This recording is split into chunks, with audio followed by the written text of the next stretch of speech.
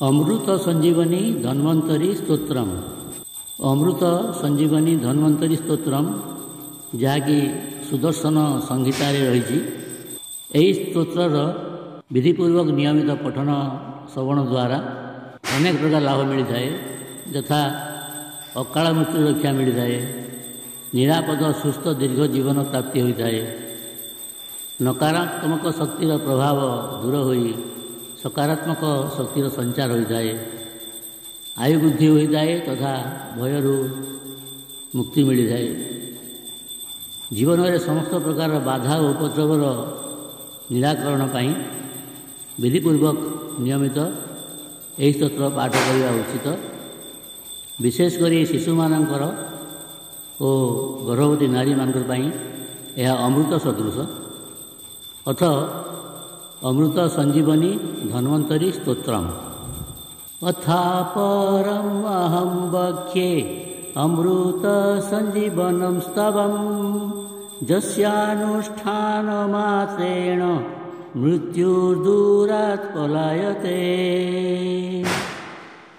असाध्या कष्टसाध्याश्च महारोगा भयंकराः शीघ्रं नश्यन्ति पठनात् तथायुश्च प्रवर्धते।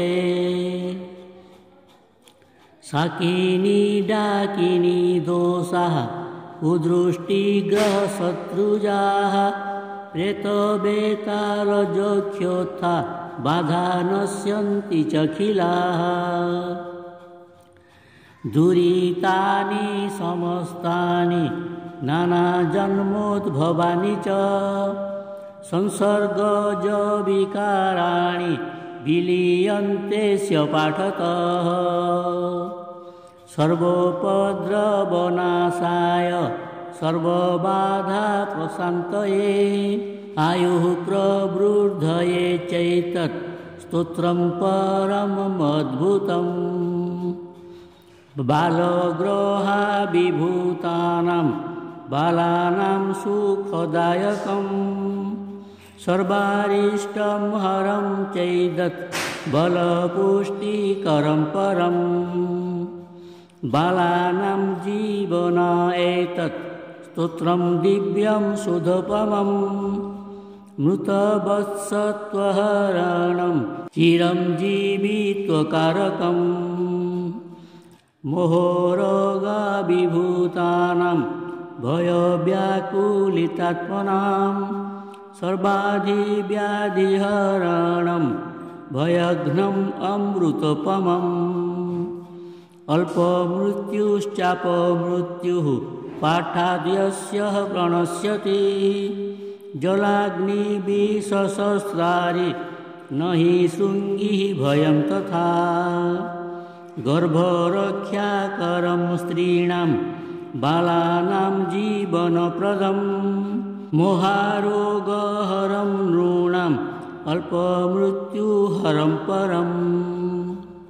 बालावृद्धाश्च तरुणा नरानार्यश्च दुःखिताः भवन्ति सुखिनः पाठात् अस्य लोके चिरायुषः।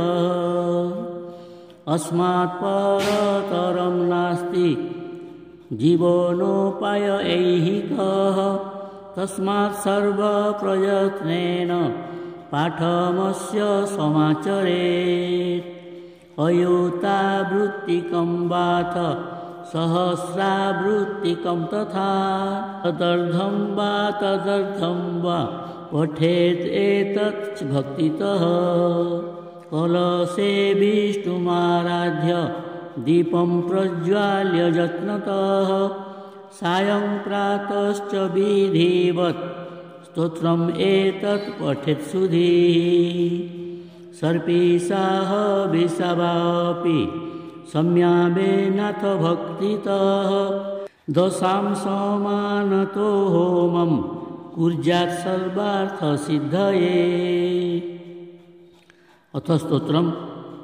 नमो नमो विश्वविभावनाय नमो नमो लोक सुखप्रदाय नमो नमो विश्वसृजेश्वराय नमो नमो मुक्तिवरप्रदाय नमो नमस्ते अखिललोकपाय नमो नमस्ते अखिलकामदाय नमो नमस्ते अखिलकारणाय नमो नमस्ते अखिलरक्षकाय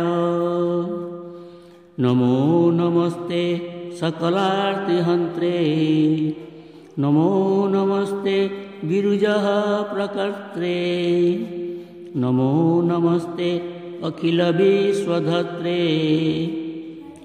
नमो नमस्ते अखिलविश्वभर्त्रे सृष्टं देवं चराचरं जगदीदं ब्रह्मस्वरूपेण ते सर्वं तत्परिपाल्यते जगदीदं विष्णुस्वरूपेण ते विश्वं सन्निहितये तदेव निखिलं रुद्रस्वरूपेण ते संसिच्यामृतशीकरैर्हर महारिष्टं चिरं जीवय जो धन्वन्तरी संज्ञया निगदितः क्षीराब्धितो नः श्रुतो हस्ताभ्यां जनजीवनाय कलशं पीयूषपूर्णं दधत् आयुर्वेदं वरीरच जन्मरुजां नाशाय सत्वं मुदा संसिच्यामृतशीकरैर्हर महारिष्टं चिरं जीवय स्त्रीरूपं वरभूषणाम्बरधरं त्रैलोक्यसम्मोहनं कृत्वा पाययति स्म जः सुरगणान् पीयूषम् अत्युत्तमं चक्रे दैत्यगणान् सुधाविरहितान् सम्बोह्यं स त्वं मुदा संसिच्यामृतशीकरैर्हरमहारिष्टं चिरं जीवय चाक्षुषो दधि सम्प्लाव भूपेदपझसा कृते सिञ्चामृतकणैश्चिरं जीवय जीवय पृष्ठमन्दरनिर्घुण्णनिद्राख्य अमठाकृते सिञ्चामृतकणैः चिरं जीवय जीवय याञ्चाच्छलबलित्रासमुक्तनिर्जरवामन सिञ्चामृतकणैः चिरं जीवय जीवय धरोद्धार हिरण्याख्यघात क्रोडाकृते प्रभो सिञ्चामृतकणैः चिरं जीवय जीवय भक्तत्रास विनाशात्तचण्डत्व नृहरे विभो सिञ्चामृतकणैः चिरं जीवय जीवय क्षत्रियारण्यस्वच्छेद कुठारकररेणुक सिञ्चामृतकणैः चिरं जीवय जीवय रक्षोराज प्रतापाब्धि शोषणा सुगराघव सिञ्चामृतकणैः चिरं जीवय जीवय भूभारासुरसन्दोहकालाग्ने रुक्मिणीपते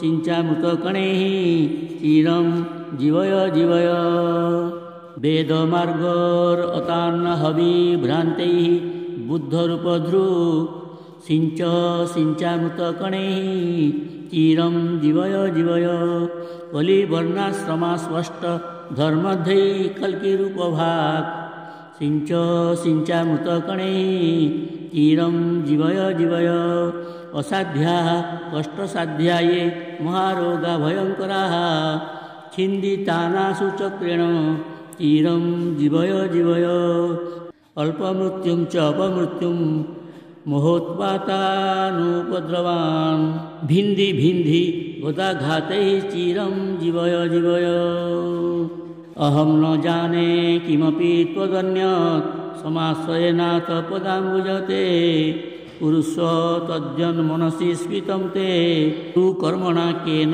समक्षमियाम् त्वमेव तातो जननी त्वमेव नाथश्च त्वमेव बन्धुः विद्याधनागारकुलं त्वमेव सर्वं मम देवदेव न मे अपराधं तविलोकय प्रभो अपराधसिन्धुश्च दयानिधिस्त्वं तातेन दुष्टोऽपि सुतः सुरक्षते दयालु तातेव तु सर्वदास्मान् विश्वनाथ न मां सदा करुणया निजया परिपूरितः भुवि भवान् यदि मे न हि रक्षकः कथम् अहो मम जीवनमन्त्र वै दह दह कृपया त्वं व्याधिजालं विशालं हर हर करवालं चाल्पमृत्योः करोलं निजजन परिपालं त्वां भजे भावयालं कुरु कुरु बहुकालं जीवितं मे सदालं न यत्र धर्माचरणं न जानम व्रतं न जोगो न च विष्णुचर्चा न पितृगोपी प्रवरामरार्चा स्वल्पायुषस्तत्र जना भवन्ति अथ मन्त्रं क्लीं श्रीं क्लीं श्रीं नमो भगवते जनार्दनाय सकलदुरितानि नाशय नाशय खुरं आरोग्यं कुरु कुरु ह्रीं दीर्घमायुं देहि देहि स्वाहा फलश्रुति अस्य धारणतो जापादल्पमृत्यु प्रशाम्यति गर्भरक्षाकरं स्त्रीणां बालानां जीवनं परं 150 सत्तया अथवा 25 पुस्तकानां द्विजेभ्यस्तु दद्यात् दीर्घायुषात्वये भुर्जपत्रे विलिख्येदं कण्ठे वा बाहुमूलके सन्ध्यार् अयेद् गर्भरक्षा बालरक्षा च जायते सर्वे रोगा विनश्यन्ति सर्वा बाधाः प्रशाम्यति कुदृष्टिजं भयं नश्येत् तथा प्रेतादिजं भयं मया कथितम् एतत्ते अमृत संजीवनं परम् अल्पमृत्युहरं स्तोत्रम् मृतवस्त्वनाशनम् इति सुदर्शन संगीतोक्तम् अमृत संजीवन धन्वन्तरी स्तोत्रम्।